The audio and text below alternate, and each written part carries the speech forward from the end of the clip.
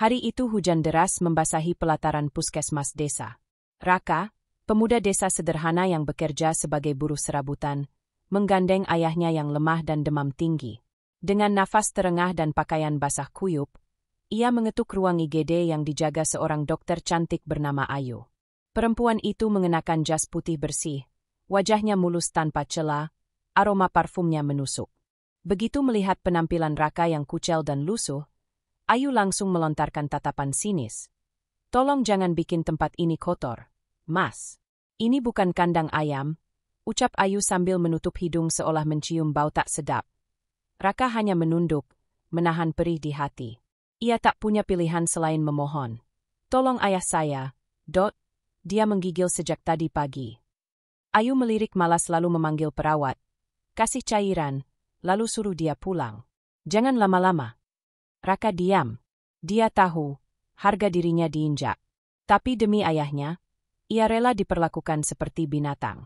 Ia tidak tahu bahwa pertemuan dingin itu akan menjadi awal dari takdir yang mengejutkan. Minggu berlalu sejak insiden di puskesmas. Raka tetap hidup dalam sunyi dan kerja keras. Di pagi hari ia menjadi tukang parkir, siang hari jadi kurir sayur, malam jadi pengantar galon.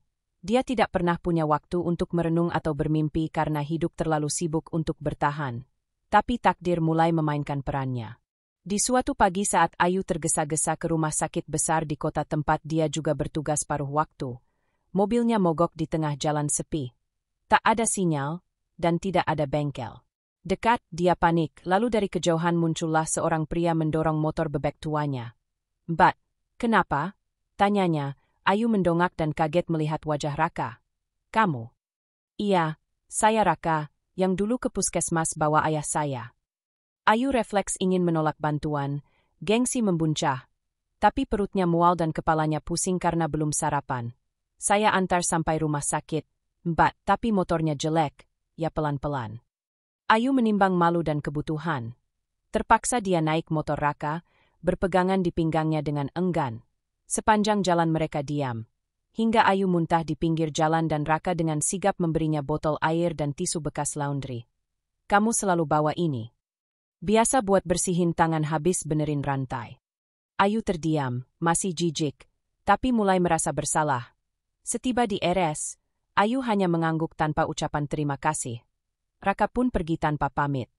Beberapa hari kemudian, Ayu dikejutkan saat melihat Raka mengantar tabung oksigen ke ruang ICU tempat ibunya dirawat. Dia bekerja paruh waktu sebagai kurir alat medis di rumah sakit yang sama. Mau tak mau, mereka kembali sering bertemu. Dan di saat yang tidak Ayu sangka, ibunya bertanya, "Si kurir itu, baik, ya? Dia yang nganterin selimut waktu AC ruangan ini." Rusak. Ayu hanya bisa diam, malu mulai menyusup ke hati yang selama ini keras akan status sosial. Apalagi saat tahu bahwa Raka menyumbangkan darahnya secara rutin untuk pasien-pasien di sana, tanpa dibayar sepeser pun. Sesuatu dalam dada Ayu berguncang. Tapi harga diri membuatnya tetap menjaga jarak. Walau sorot matanya mulai berubah tiap kali nama Raka disebut.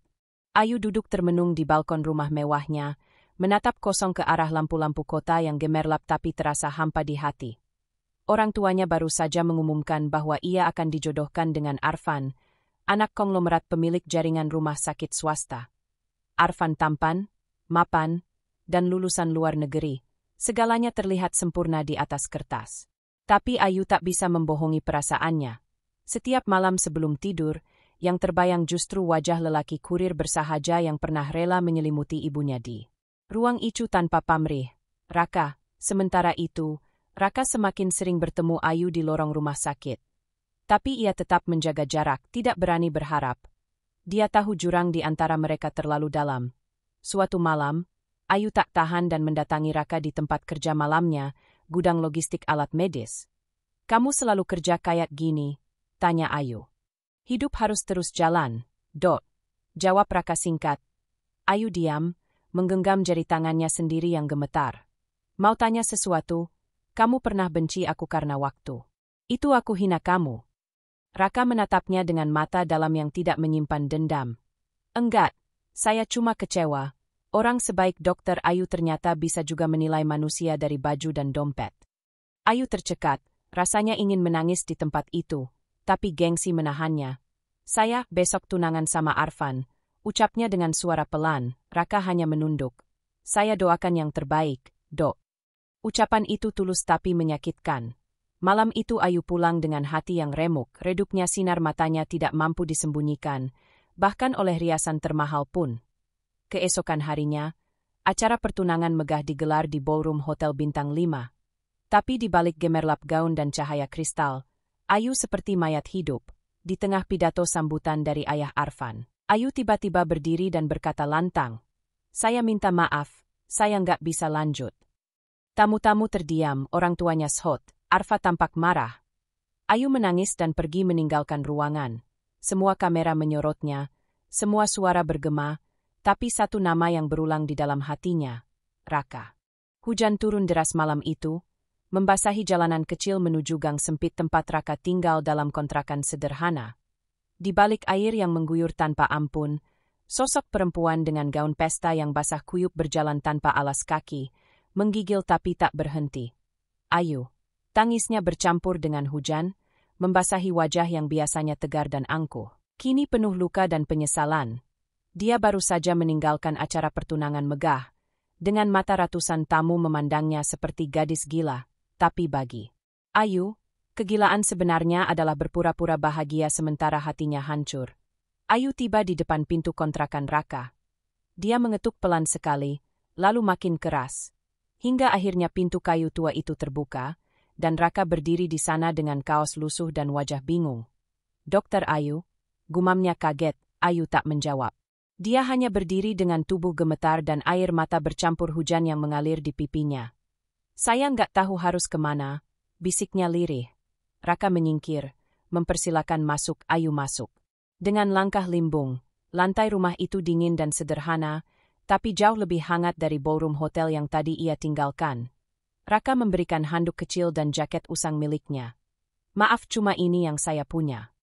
Ayu menerimanya sambil menatap Raka dalam-dalam. "Kenapa kamu nggak marah waktu aku hina kamu? Kenapa kamu tetap bantu aku, bahkan bantu ibuku waktu sakit?" Raka menunduk, menyandarkan punggung ke tembok. "Karena marah cuma buang waktu. Dot, hati saya sudah cukup capek buat mikirin hidup, saya nggak mau ditambahin benci." Kata-katanya sederhana, tapi menikam relung hati Ayu yang selama ini disesaki ego dan standar sosial. "Aku nyerah, Kak," bisik Ayu. "Nyerah pura-pura kuat. Nyerah buat ngejar kehidupan mewah yang ternyata kosong. Aku cuma mau jujur, aku sayang sama kamu." Raka tertegun, tidak percaya dengan apa yang baru ia dengar. "Tapi kita beda dunia, Dot. Dunia itu cuma ilusi. Kalau kamu anggap aku cuma dokter cantik anak orang kaya, aku nggak akan pernah bisa menyentuh hatimu. Tapi kalau kamu lihat aku sebagai Ayu, perempuan yang cuma mau dicintai dengan tulus, masih ada harapan." Raka berdiri dan mendekat. Wajah mereka hanya terpisah beberapa jengkal. Hujan di luar masih turun, tapi di dalam hati mereka telah reda perlahan. "Saya nggak tahu, Dot, saya bukan siapa-siapa. Tapi kalau dokter siap jalan bareng orang kayak saya nggak akan lepasin tangan itu seumur hidup." Air mata Ayu jatuh lagi. Tapi kali ini bukan karena luka, melainkan karena harapan yang baru tumbuh. Malam itu mereka tidak berpelukan, tidak bersentuhan, hanya duduk berdampingan di lantai rumah sederhana, saling menatap, sambil membiarkan waktu menjadi saksi bahwa cinta sejati tak mengenal kasta. Pagi itu mentari belum sempat menembus celah genteng ketika suara keras terdengar dari luar kontrakan. Raka yang baru selesai menyiapkan teh hangat untuk Ayu sontak menoleh, wajahnya cemas. Ayu pun keluar dari kamar kecil yang ada di pojok ruangan, mengenakan daster pinjaman. Wajahnya masih tampak lelah karena semalaman menangis. Lalu, buk. Pintu digedor keras, disusul teriakan pria yang suaranya tak asing di telinga Ayu. "Ayu, keluar kamu dari tempat penghuni kotor ini." 3 pria berseragam polisi berdiri di belakang Pak Dharma, ayah Ayu yang mengenakan jas mahal, wajahnya merah padam karena marah. Ayu tersentak, tubuhnya gemetar. Tapi bukan karena takut, melainkan kecewa. Ia tahu ayahnya bisa marah, tapi tak pernah menyangka ayahnya akan membawa polisi ke tempat orang yang tak pernah menyakitinya. "Pak, jangan begini. Saya datang ke sini dengan kemauan saya sendiri." Suara Ayu nyaris putus. Jangan panggil saya Pak. Saya ayahmu, dan kamu sudah mempermalukan keluarga besar kita. Tunanganmu kabur, tamu-tamu terdiam, dan kamu malah lari ke kandang tikus. Ayu tersentak, tapi Raka lebih dulu angkat bicara. Suara pria miskin itu pelan tapi mantap. Maaf, Pak, saya tidak memaksa Ayu tinggal di sini. Dia datang sendiri, saya bahkan kaget dan bingung waktu dia berdiri di depan pintu. Ah, enak aja kamu ngomong. Dasar laki-laki kampungan. Kamu pikir anakku bisa kamu rebut dengan sikap sok tulusmu itu. Kamu pikir kamu pahlawan karena nolong ibunya waktu sakit. Kamu kira kamu layak. Tangan Pak Dharma menunjuk tepat di depan wajah Raka, hampir menyentuh. Polisi. Tangkap dia dengan tuduhan penculikan dan pembiusan. Cukup, teriak Ayu, membuat semua orang terdiam, tangisnya pecah, wajahnya basah. Papa nggak pernah benar-benar tanya aku bahagia atau enggak. Papa cuma mikirin reputasi, bisnis, citra keluarga. Tapi orang ini, orang yang Papa hina, justru jadi satu-satunya manusia yang bikin aku merasa jadi perempuan biasa yang dicintai tanpa syarat. Pak Dharma menatap anak perempuannya itu dengan wajah tercabik antara ego dan luka. Tapi Ayu belum selesai. Kamu boleh hina dia miskin, tapi kamu nggak pernah tahu, dia satu-satunya yang jaga ibu waktu ibu kritis. Ibu yang Papa jarang tengok karena sibuk rapat, dia yang rela begadang nganter selimut, bawa termos air panas, bahkan donor darah buat ibu. Polisi yang semula tegang, mulai saling pandang, merasa tak enak. Raka tetap berdiri tenang, meski hatinya bergetar. Ayu melangkah ke depan, berdiri di samping Raka dan menggenggam tangannya. Kalau mau tangkap dia, tangkap saya juga. Saya ikut tinggal di sini dengan sadar, saya yang minta tolong padanya, bukan dia yang menculik saya. Pak Dharma mengepal tangannya, napasnya berat, matanya basah. Tapi ia tak sanggup berkata apa-apa lagi. Dia tahu, anak perempuannya telah memilih. Dengan hati berat, dia menghela napas, lalu memberi isyarat pada polisi untuk mundur.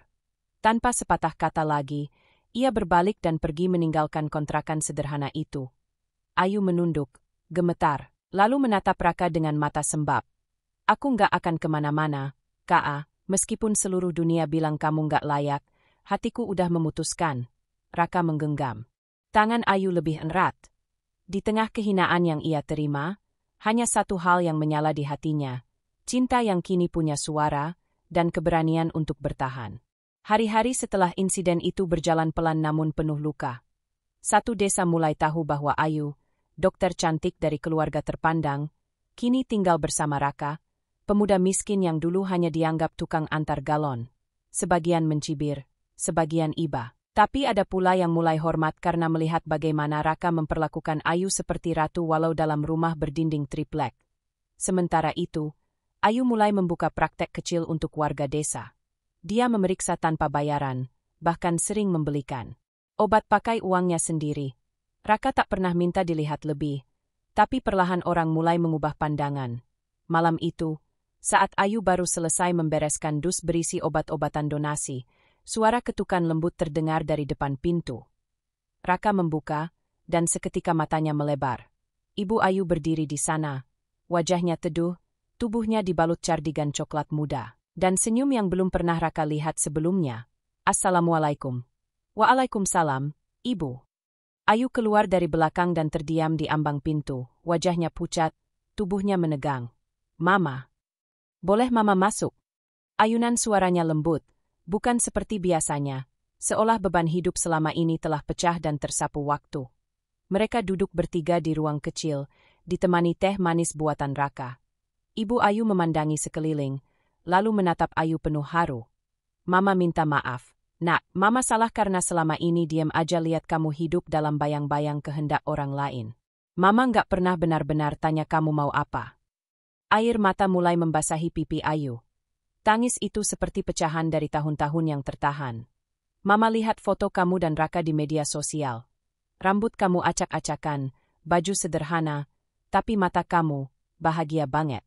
Ayu menggenggam tangan ibunya sambil menunduk. Aku nggak tahu apa besok bisa makan enak, tapi di sini, aku ngerasa hidup. Aku bisa napas. Ikut sedih kalau orang susah, ikut senang kalau bisa bantu. Ibu Ayu mengangguk perlahan, lalu memalingkan wajah ke Raka. "Nak Raka, jaga anak saya. Ya bukan cuma raganya, tapi juga hatinya." Dia keras kepala, tapi hatinya rapuh. Raka tercekat, suaranya serak ketika menjawab, "Saya nggak punya apa-apa, Bu. Tapi saya janji, saya akan jadi rumah yang paling nyaman buat Ayu. Selama saya hidup, nggak akan saya lepas tangannya." Ibu Ayu menangis, lalu bangkit dan memeluk keduanya. Sore itu, langit tampak lebih hangat meski tak ada matahari. Rumah kontrakan itu tak berubah bentuk, tapi terasa seperti istana bagi mereka bertiga. 3 minggu kemudian, tanpa pesta mewah, tanpa dekorasi glamor, Ayu dan Raka menikah di masjid kecil dekat lapangan desa. Tamu yang hadir hanyalah warga sekitar, dan Ibu Ayu duduk di barisan depan sambil menahan air mata haru.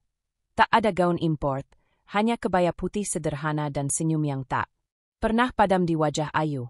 Sedang Raka mengenakan jas pinjaman, tapi hatinya dipenuhi keberanian dan cinta yang tak pernah bisa dibeli. Setelah ijab kabul selesai, Ayu menatap Raka dengan mata berkaca-kaca dan berbisik, "Sekarang aku tahu.